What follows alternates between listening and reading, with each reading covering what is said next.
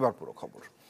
বাংলাদেশি পণ্যে শুল্ক বাড়িয়ে ৩৭% করেছে যুক্তরাষ্ট্র।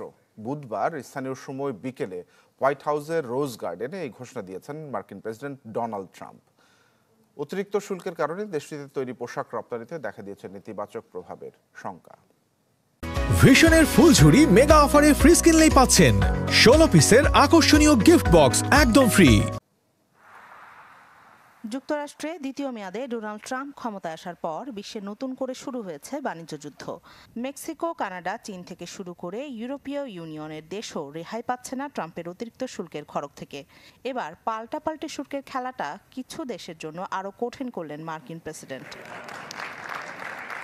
বুধবার হোয়াইট হাউসের রোজ গার্ডেনে তালিকা প্রকাশ করেন তিনি।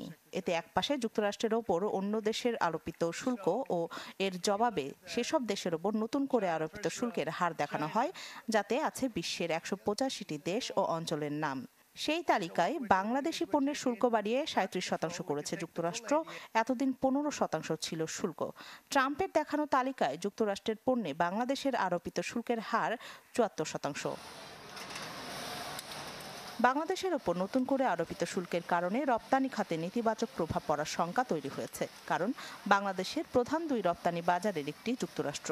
প্রধান রপ্তানি পণ্য পোশাকের একটি বড় অংশ যায় যুক্তরাষ্ট্রে। দেশটিতে বছরে বাংলাদেশের রপ্তানি হয় $৮৪০ কোটি, যা আসে তৈরি পোশাক খাত থেকে। গত বছর দেশটিতে বাংলাদেশ থেকে তৈরি পোশাকের রপ্তানি দাঁড়ায় $৭৩৪ কোটি। ট্রাম্পের পাল্টা শুল্ক আরোপে ভারতের পণ্যের ওপর আরোপ করা হয়েছে ২৬% শুল্ক। পাকিস্তানের ক্ষেত্রে এই হার ২৯% ও চীনা পণ্যের ওপর ৩৪% শুল্ক আরোপ করেছেন তিনি। বাদ যায়নি ইউরোপীয় ইউনিয়ন। এই অঞ্চলের অন্তর্ভুক্ত দেশগুলোকে যুক্তরাষ্ট্রে পণ্য রপ্তানির ক্ষেত্রে দিতে হবে ২০% শুল্ক।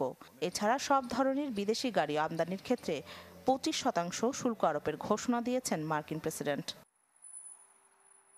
যেসব দেশের পণ্যের উপর ১০% শুল্ক আরোপ হয়েছে তা কার্যকর হবে ৫ এপ্রিল থেকে, আর ১০%-এর বেশি শুল্ক আরোপিত দেশগুলোর ক্ষেত্রে সিদ্ধান্ত কার্যকর হবে ৯ এপ্রিল থেকে। রাখি জেসমিন, চ্যানেল 24।